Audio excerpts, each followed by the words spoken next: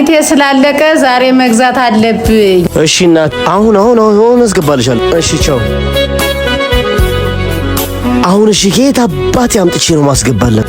አሁን 50 ሺህ ብር ከየት ነው የሚመጣው? ወይኔ ራሴ ወይስ አሞኝ ነው?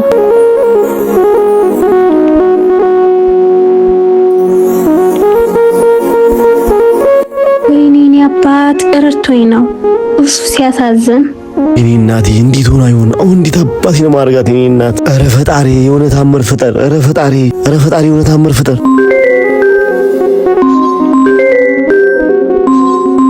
ወይኔ እናቴ ነች። ሄሎ እናቴ፣ ብሩን አላስገባልኝ? ቶሎ በል እንጂ ልጄ። ይኸው እናቴ አሁን አስገባልሻለሁ። ወደ ባንክ እየሄድኩ ነው እናቴ። ቻው። እሺ እኔ እናት።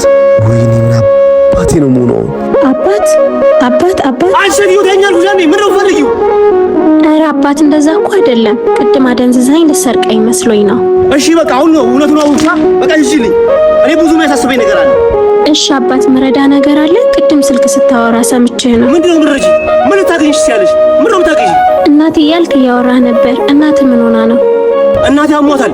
ለእናቴ ደግሞ መድኃኒት መግዣ 50 ሺህ ብር ያስፈልገኛል። 50 ሺህ ብር ትሰኛለሽ? እና ምን ችግር አለው? ቅድም እኮ አባቴ ፍሪጅ ግዥ ብሎ 60 ሺህ ብር ሰጥቶኛል። 50 ሺህ ብሩን መላክ እችላለሁ። የምርሽን ነው እንዴ? ምን ችግር አለው? ከእናት የሚበልጥ ነገር አለ እንዴ? አካውንትህን ንገረኝ።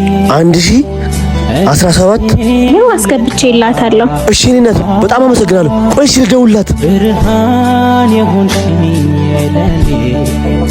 ሄሎ እናቴ ብሩ ገባ? አዎ ደርሶኛል። እግዚአብሔር ካንተ ጋር ይሁን። እደግልኝ ልጄ።